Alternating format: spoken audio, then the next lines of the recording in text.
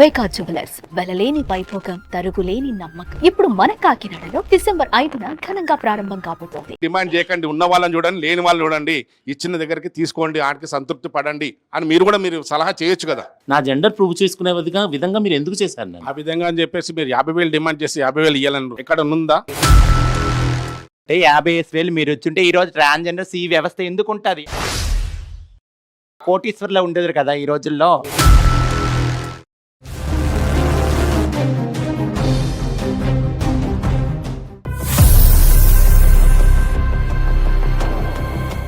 ఏం అడగను కూడా అడగలేదు. నీకు ఈ పెళ్లి ఇష్టమా లేదా ఏం అడగలేదు. కాలు తీసి బయట పెట్టింది. ఓకే, అప్పుడు అర్థమైంది వీళ్ళకి తెలుసు నాకు పెళ్ళయింది అని.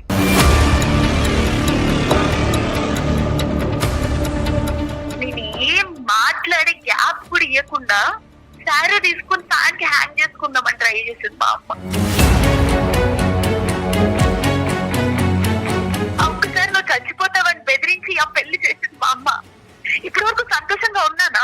సంవత్సరం అవుతుందండి. ఇప్పటి వరకు నా ఒంటి మీద చేయి కూడా ఏమీ లేదు. నేను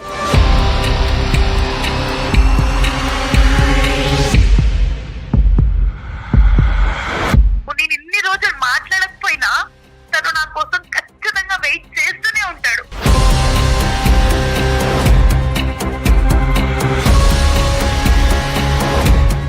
మీరు ఏం ఎక్స్ప్రెస్ చేయాలనుకుంటున్నారు చరణ్తో?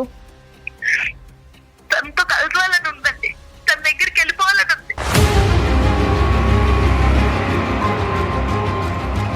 చరణ్ కోసం నేను ఇంకా వెయిట్ చేస్తున్నానని చెప్పాలని. తనని మర్చిపోలేకపోతున్నాను నేను.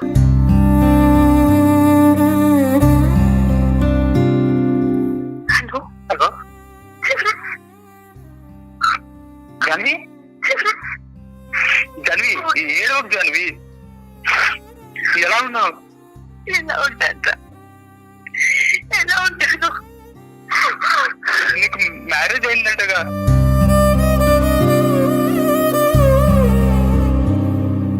పెళ్లి అయిపోయిన తర్వాత కూడా నాతో ఒక్క మాట చెప్పాలనిపించలేదా అసలు? నేను ఇంకో పెళ్లి చేసుకున్నానని నీకు ఎలా చెప్పగలను చరణ్? చెప్పలేకపోయాను. నేను అది చెప్పలేకపోయాను.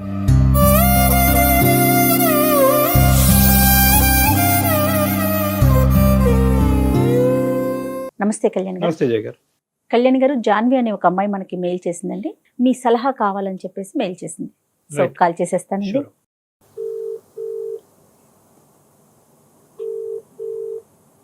హలో, జాన్వి అండి, అవునండి. మీరెవరు? నేను సుమన్ టీవీ అందమైన జీవితం ప్రోగ్రామ్ నుంచి కాల్ చేస్తున్నాను. జయా గారు. ఎస్ మీ మెయిల్ చూశాను. డాక్టర్ గారికి ఎక్స్ప్లెయిన్ చేశానంటే బ్రీఫ్ గా చెప్పాను. డాక్టర్ కళ్యాణ్ చక్రవర్తి గారు ఉన్నారు, ఒక్కసారి మాట్లాడండి. అమ్మా జాన్వి, నమస్తే అమ్మా. నమస్కారం డాక్టర్ గారు. చెప్పమ్మా, ఏంటి సమస్య? నా లైఫ్ లో ప్రాబ్లమ్స్ కాదు, ప్రాబ్లమ్స్ లోనే నా లైఫ్ ఉన్నట్టు అనిపిస్తుంది. అయ్యయ్యో, మాకు పెళ్ళయి సంవత్సరం అవుతుందండి. మ్యారేజ్ అయ్యింది 1 year. 1 year అవుతుంది. కానీ ఇప్పటి వరకు మా ఇద్దరి మధ్య కొంచెం అంటే కొంచెం ప్రేమ కూడా లేదు.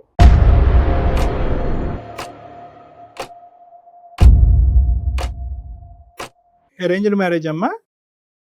అవునండి. పెద్దలు నిర్ణయించిన పెళ్లి ఇష్టపూర్వకంగానే చేసుకున్నావా? లేదండి, ఇష్టంగా చేసుకోవాలి. లేదు. ఇష్టం లేదు కాబట్టి ఇప్పుడు లేదు. దగ్గర అవ్వలేకపోతున్నారు. ఓకే. చాలా ట్రై చేశాను, అవ్వట్లేదు నా వల్ల. నీ భర్త మంచోడేనా? చాలా చాలా మంచోడండి. రైట్. చాలా మంచి. సంవత్సరం అవుతుందండి. ఇప్పటి వరకు నా ఒంటి మీద చేయి కూడా ఏమీ లేదు నేను. అయినా సరే పల్లెట్టి మాట లేదు ఇప్పటి వరకు నన్ను. అతను ఓకే. అతను ఒక్క మాట అంటే ఒక్క మాట కూడా అనలేదు. నాకు కావాల్సినవన్నీ తెచ్చి పెడతాడు, అన్ని తీసుకుంటాడు. ఎందుకు అని అడుగుంటాడేమో. కనీసం అంటే ఎందుకు అన్నా నీకంత ఫ్రీగా మాట్లాడలేకపోయాను.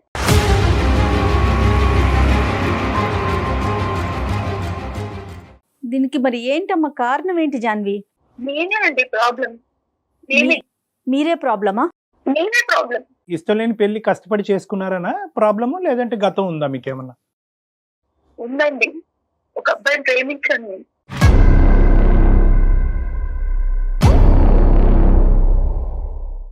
ఏదో ఊరికి ప్రేమించింది కాదు, నిజంగానే నా మనస్ఫూర్తిగా నా జీవితం మొత్తం తనతోనే అన్నట్టు ప్రేమించాను.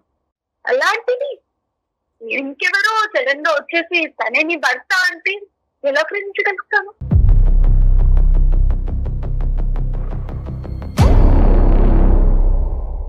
ఎంతకాలం బట్టి ఆ ప్రేమమ్మా, ఎంతకాలం బట్టి మీరిద్దరు ప్రేమించుకున్నారు? 3 ఏళ్ళు 3 ఇయర్స్. 3 ఏళ్ళు ప్రేమించుకున్నామని. అవునండి. 3 ఇయర్స్ ప్రేమించుకున్న తర్వాత ఆ అబ్బాయి ఎందుకు నీ జీవితంలోకి రాలేదు? ఈ అబ్బాయి ఎందుకు వచ్చాడు? నేను డిగ్రీలో ఉన్నప్పుడు ప్రేమించుకున్నాం.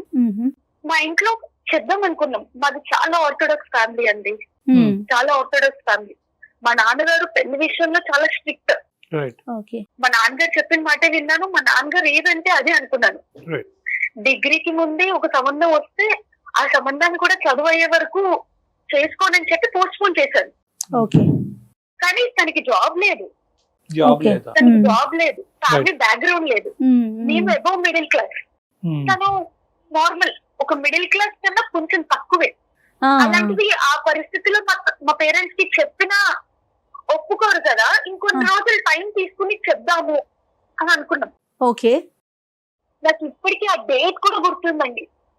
2022 14th వ్యాలంటైన్స్ డే.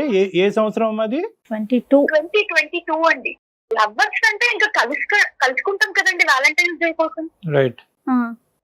అలాగే పార్క్ లో కలుసుకున్నాము, గిఫ్ట్స్ ఇచ్చుకున్నాము, అంతా బాగానే ఉంది అప్పటి వరకు. ఇంతలోపు 10-15 మంది ఎవరో కూడా తెలీదు మా వైపు వస్తున్నారు కూడా అర్థమయ్యేలోపు మా దగ్గరకు వచ్చేసారు. వచ్చి దబాయిపు మాట్లాడుతున్నారు, లవర్సా మీరు అంటే నిజంగానే మేము లవర్స్ కదా అని భయం లేకుండానే లవర్స్ అని. వెంటనే దండలు తీసేశారు, పెళ్లి చేసుకోమన్నారు.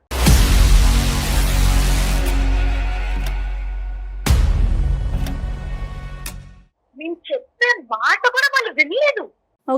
వెంటనే తాళి తీసి చేతిలో పెట్టేసి తాళి కట్టన్నారు.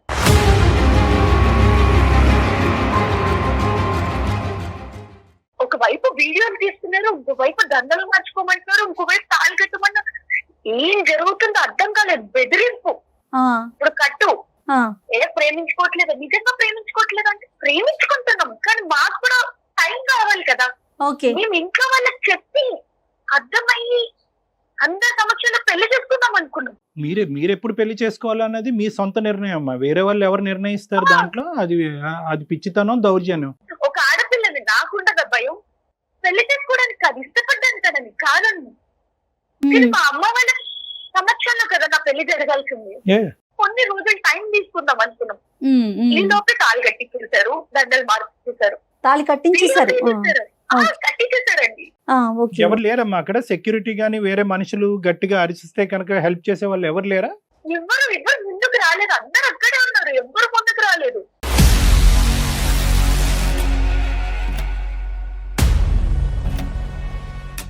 మీ ఇద్దరితోనే ఇలా చేశారమ్మా? చాలా మందికి అలా చేశారు ఆ పార్క్ లో? పార్క్ లో ఇంకా చాలా మందికి చేశారండి. చేశారు. ఓకే. అదేదైనా ఒక స్పెసిఫిక్ గ్రూప్ ఏమో అయిపోయింది. వీడియోలు తీశారు, మా పేరెంట్స్ నెంబర్లు తీసుకున్నారు. పేరెంట్స్ నెంబర్ తీసుకుని మాట్లాడారు. జరిగిందని మార్చలేం కదా అన్నట్టు, మరి ఇట్లా దండలు వేసుకుని ఇంటికి వెళ్తే ఎట్లా రియాక్ట్ అవుతారు అని చెప్పేసి దండలు తీసి తాళి లోపల దాచిపెట్టి వెళ్ళానండి ఇంటికి. ఇంటికి వెళ్తే మొత్తం అంతా మామూలుగానే ఉండింది. ఇంట్లో రియాక్షన్ ఏం లేదా? ఏం లేదు. మా అమ్మ కాళ్ళు చేతులు కడుక్కురా అన్నం పెడతాను అని అంటుంది. మా నాన్న కాలేజీలో జరిగిందని అడుగుతున్నాడు. మొత్తం అంతా మామూలుగానే ఉంది. అయితే నీ మీదన్నా కోప్పడాలి, లేదంటే ఎవరమ్మా అంత దౌర్జన్యాన్ని గొడగట్టారని చెప్పి వాళ్ళ మీదన్నా కోప్పడాలి. అవునండి. సడన్ గా 10 రోజుల తర్వాత ఎల్లుండి నీ పెళ్లి అన్నారు.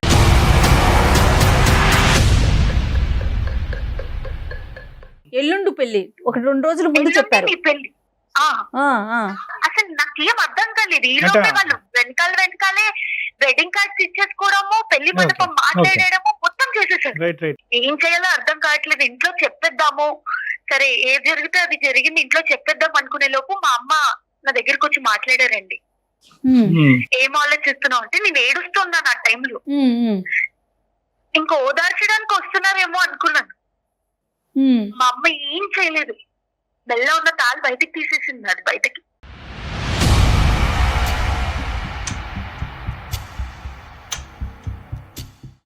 ఏం అడగను కూడా అడగలేదు, నీకు ఈ పెళ్లి ఇష్టమా లేదా ఏం అడగలేదు. తాళి తీసి బయట పెట్టింది. ఓకే, అప్పుడు అర్థమైంది వీళ్ళకి తెలుసు నాకు పెళ్ళయింది అని.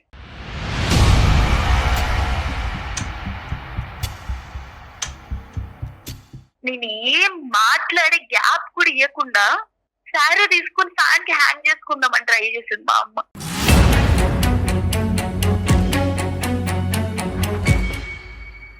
నువ్వు ఏం మరో మాట మాట్లాడకుండా ఈ పెళ్లి చేసుకో, లేకపోతే నేను ఉండను రేపు పొద్దున కల్లా. ఇంకేం మాట్లాడుతాను నేను? నోరు మూసుకుని ఆ పెళ్లి చేసుకోవడం తప్పితే వేరే ఆప్షన్ కనపడలేదండి నాకు.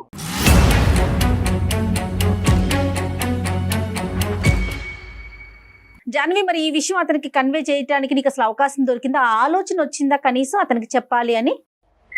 లేదండి, అసలు ఆ టైం కూడా దొరకలేదు నాకు. మీకు అవకాశం ఇవ్వలా? తల్లి చచ్చిపోతానంటే ఇంకా నేను ఏం చేయగలను? మరి ఈ సంవత్సరంలో ఏం చేసావు? అప్పుడైనా అంటే పెళ్లి అయిపోయినాకైనా నువ్వు మాట్లాడావా అతనితో? లేదండి. తల్లి చనిపోతుంది అనేటటువంటి భయంతో నువ్వు పెళ్లి చేసుకున్నావు అనేటటువంటి మాటకి మేము బహుశా ఏకీభవిస్తామమ్మా. ఎందుకంటే ఇంకా ఎవరన్నా చావు అనేటటువంటి థ్రెట్ ఇవ్వగానే చేసుకోక సస్తాం అనేటటువంటి ఉద్దేశం. కానీ నీ మెడలో ఒక తాలిబొట్టు అనేటటువంటిది ఉంది, దాని పవిత్రత, దాని ఇంపార్టెన్స్. నేను తాళి కట్టాను కదా, నేను చచ్చిపోతాను అనే మాట ఆ అబ్బాయి అంటే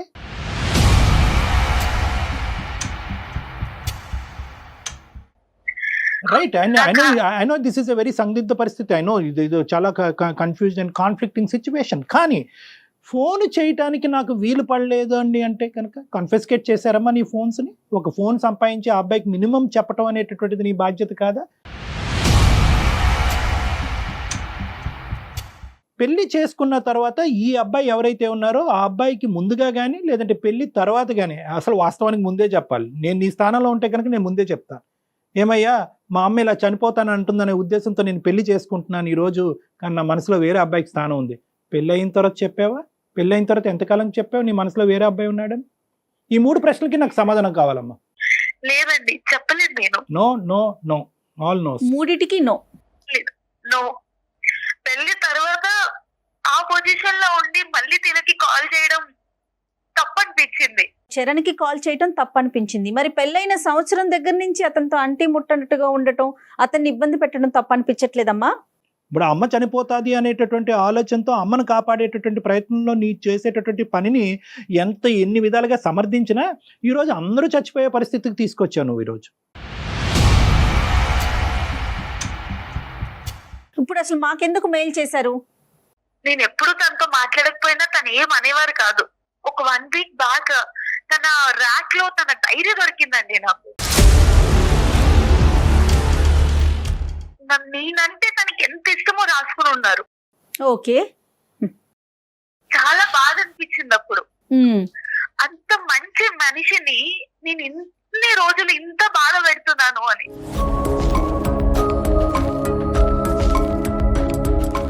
అయితే డైరీలో ఇలా కూడా రాసుకున్నారండి, మేబీ పెళ్లికి ముందు ఎవరినైనా ప్రేమించి ఉంటుందేమో, ఈ కాలంలో అందరు అమ్మాయిలకి ఇలా ఉండిందే కదా. అది కూడా తను క్యాజువల్ గా తీసుకున్నాడు. అవునండి, కొన్ని రోజులకి మారుతుందేమో, ఎప్పటికైనా తనతో ప్రేమగా మాట్లాడతానేమో అనే ఆశతో ఉన్నారని అర్థమైంది నాకు.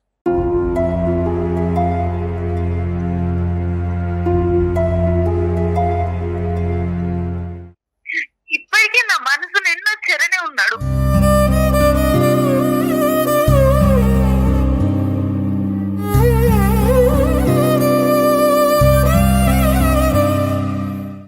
నువ్వు ఒక విధమైనటువంటి సందిగ్ధ పరిస్థితిలో ఉన్నావు. You don't have answers to many people. ఈ అబ్బాయి డైరీ చూసేంత వరకు ఈ అబ్బాయి ఏమనుకుంటున్నాడో నీకు తెలియదు, మంచోడు అని తప్ప ఈ అబ్బాయికి కూడా నీకు ఆల్రెడీ నీకు మనసులో వేరే అబ్బాయి ఉన్నాడు అనేటటువంటి ఆలోచన, నువ్వంటే ఈ స్థాయి ప్రేమ ఉందనే తెలియదు. ఇంకా పెద్ద డైలమా సిచ్యువేషన్ ఏంటంటే కనుక సంవత్సరం అయింది ఇప్పుడు వరకు నువ్వు చరణ్తో మాట్లాడావు. అసలు ఉన్నాడా? అసలు చరణ్ ఉన్నాడా? ఏ పరిస్థితిలో ఉన్నాడు? పెళ్లి చేసుకున్నాడా? పిచ్చోడు అయిపోయాడా? చచ్చిపోయాడా?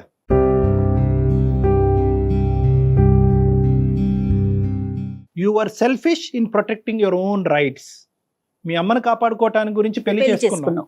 తాలిబొట్టు పక్క తీసినా కూడా అమ్మని క్షమించి, అమ్మ తాలిబొట్టు తీయటానికి లేదు, దీనికి ఒక విలువ ఉంది, దీనికి ఒక పవిత్రత ఉంది, నేను ప్రేమించినటువంటి అబ్బాయి చేత కట్టించుకున్నటువంటి తాలి భయంకరమైనటువంటి పరిస్థితుల్లో, అనవసరమైనటువంటి పరిస్థితుల్లో కట్టినా కూడా తాలే అనేటటువంటి ఉద్దేశంతో సపోర్ట్ చేసావా? చేయలేదు.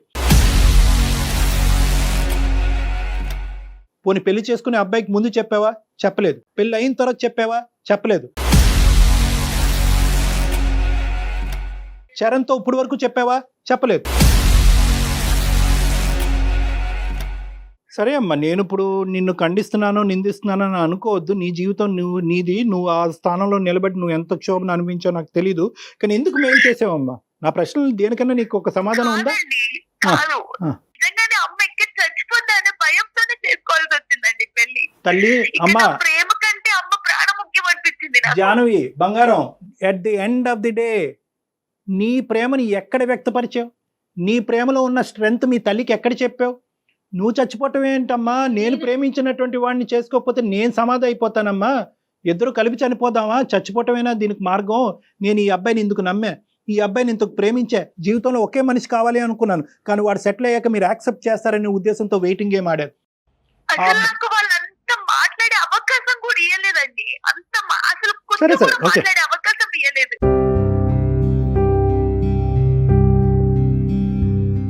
అంటే భయపడింది అంటారా? అంటే చరణ్కి చెప్తే తను ఎలా రిసీవ్ చేసుకుంటాడో, తన మీద ఉన్న ప్రేమ పోతుందో, అట్లా ఏమైనా ఆలోచించావా జాన్వి? జగన్కి తెలిస్తే తట్టుకోలేడండి తను. పక్కా చెప్తున్నాను. నేను ఇన్ని రోజులు మాట్లాడకపోయినా తను నా కోసం ఖచ్చితంగా వెయిట్ చేస్తూనే ఉంటాడు. తను ఏమి కాల్ ఏదో ఒక చేయలేదా రోజు మీకు? నేను లేదండి. తను నేను కాల్ సిమ్ చేయలే? తీసేశాను. ఏమ్మా? సిమ్ తీసేశాను.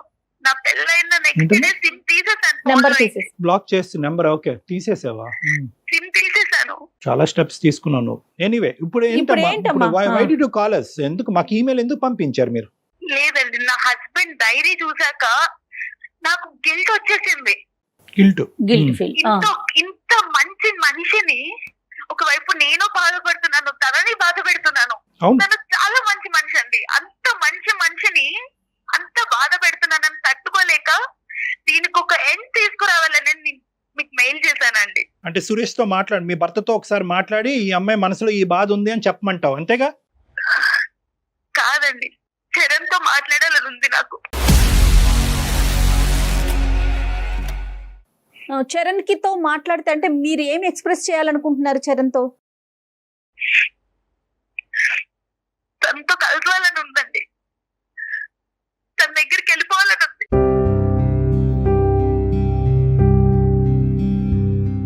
సురేష్ అని నీ భర్తని కాపాడాలి, అటువైపు చరణ్ తో ఏం చెప్పాలమ్మా? మేము మా ద్వారా ఏం చెప్పాలని అనుకుంటున్నాం? చరణ్ కోసం నేను ఇంకా వెయిట్ చేస్తున్నానని చెప్పాలి. తనని మర్చిపోలేకపోతున్నాను నేను.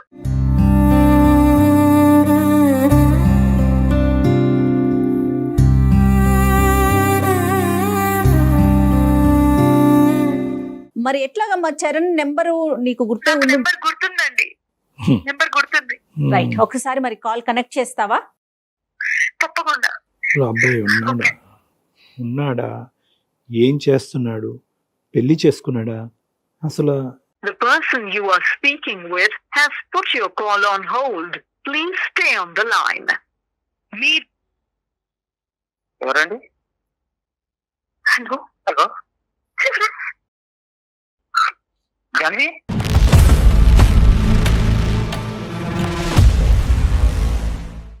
జాన్వి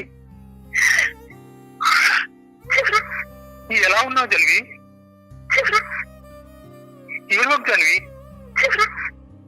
ఏడవకు జాన్వి. హలో జాన్వి, ఏడవకు జాన్వి.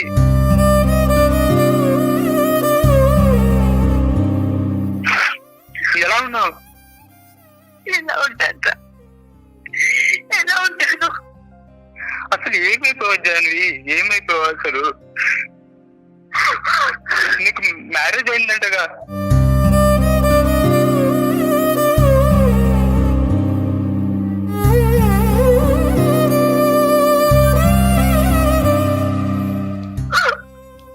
హలో జాన్వి, ఏడవకు జాన్వి.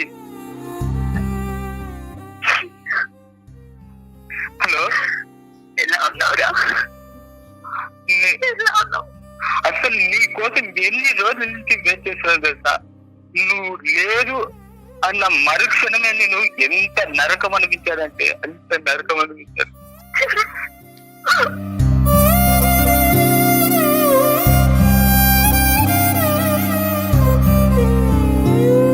నీ కాళ్ళ మాట్లాడదాము అని ఎన్ని ఎన్ని రోజులు వెయిట్ చేశానో తెలుసా. అసలు ఒక రకంగా పిచ్చోనైపోయాను. నీకు తెలుసో లేదు, నాకు డ్రింకింగ్ అలవాటు కూడా లేదు, కానీ దాంతో పాటు ఆ అలవాటు కూడా చేసుకోవాల్సి వచ్చింది.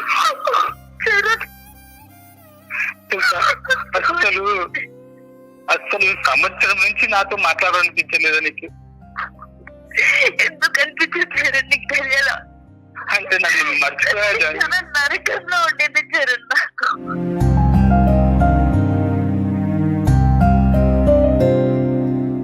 ఇప్పుడు కూడా నువ్వు ఎప్పుడో నా లైఫ్ లో ఒకసారి వస్తావని ఇంకా నేను వెయిట్ చేస్తూనే ఉన్నాను నీకోసం. నాకు తెలుసు చరణ్, నాకు తెలుసు.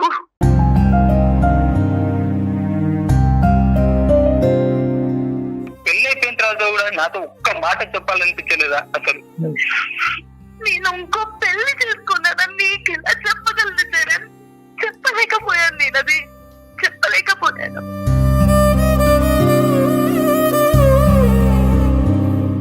నేను క్షమించు చరణ్, నిజంగా I'm really sorry. నువ్వు నా కోసం వెయిట్ చేస్తావని నాకు తెలుసు.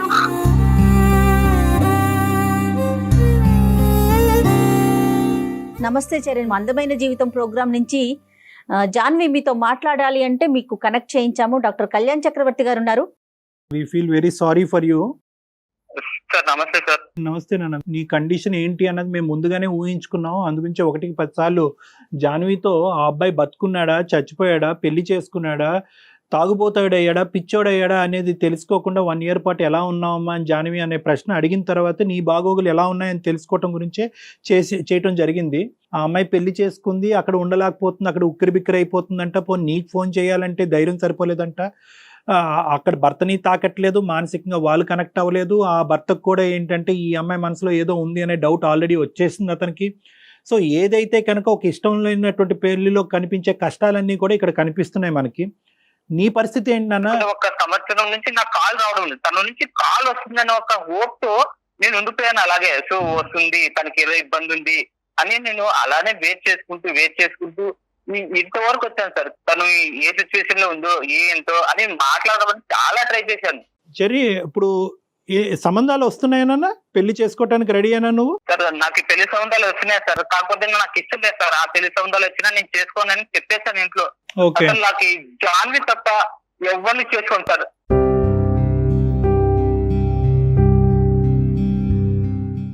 జాన్వి ఏంటమ్మా, ఏం చెప్దాం అనుకున్నావు? కాల్ చేయండి సంవత్సరం బట్టి వెయిట్ చేస్తున్నాను అన్నావు కదా. కాలు కలిసింది, మనిషి మాట్లాడాడు, పరిస్థితి అర్థమైంది. ఏంటి నీ ఉద్దేశం? నేను వెళ్ళిపోతానండి చరణ్ దగ్గరికి.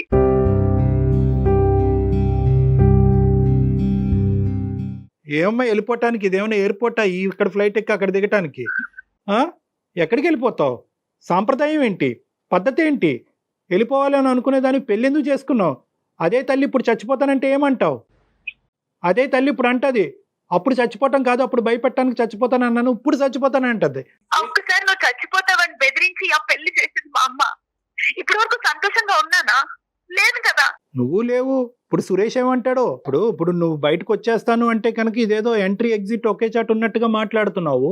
ఇందులో సామాజిక పరమైన అంశాలు ఉంటాయి, కుటుంబ పరమైనటువంటి అంశాలు ఉంటాయి, లీగల్ అంశాలు ఉంటాయి, చట్టరీత్యా అంశాలు ఉంటాయి. ఇక్కడ చాలా కీలకమైనటువంటి జంక్చర్లో ఉన్నారు మీరు. మీరు నిజంగా చెప్పాలి అంటే కనుక మీ పిల్లతనం పోలేదు ఇద్దరిలో కూడా. సురేష్కి ఎవరు చెప్తారు, ఏమని చెప్తావు, ఎలా చెప్తావు, ఎలా సురేష్కి అర్థమయ్యేటట్టు చెప్తావు అనేది కూడా ఇక్కడ ఇంపార్టెంట్. నువ్వు చెప్పగలవా, మమ్మల్ని చెప్పమంటావా? నేను చెప్పలేనండి. మా తల్లిదండ్రులకైతే నేను చెప్తాను, మీరు చేసిన పెళ్లితో నేను సంతోషంగా లేను. ఈ వల్ల ఈ సంవత్సరం నేను చాలా బాధపడ్డాను. ఓకే, నేను ఒకరిని ప్రేమిస్తున్నాను, నేను వాడితోనే ఉండాలనుకుంటున్నాను, వాడు నా కోసం పిచ్చోడైపోతున్నాడు, నేను చెప్తాను. మరి సురేష్ కమ్మా? డాక్టర్ గారు, మీ చేతులు ఎత్తి దండం పెడుతున్నాను, నేను మీ దగ్గరికి తీసుకొస్తాను, మీరే చెప్పాలి ప్లీజ్.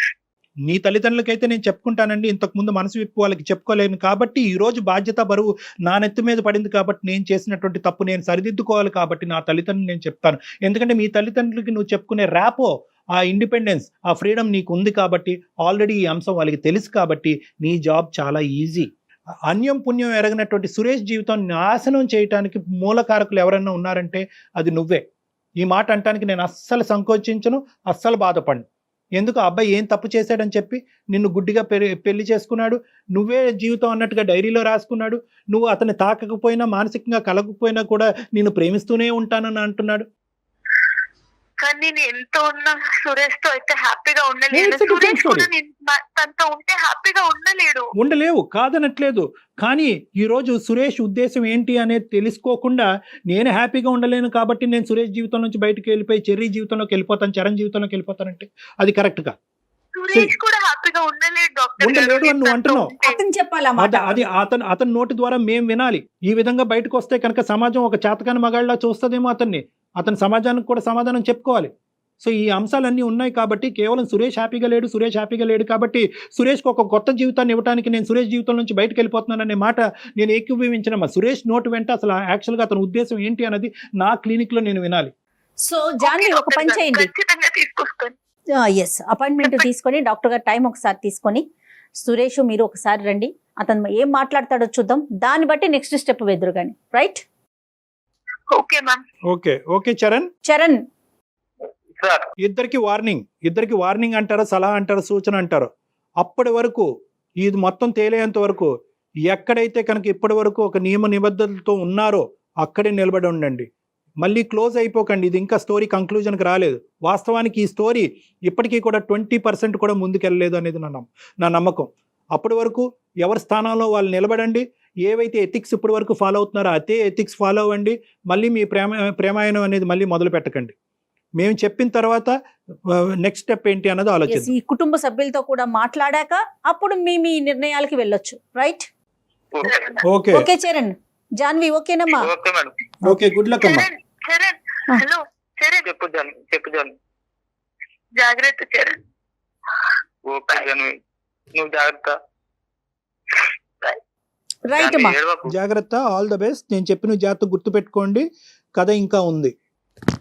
ఒక అపాయింట్మెంట్ తీసుకొని మీ దగ్గరకు తప్పకుండా. వస్తారు కళ్యాణ్ గారు, కలుద్దాం. మాట్లాడే ప్రయత్నం చేద్దాం. రైట్ అండి? నమస్తే.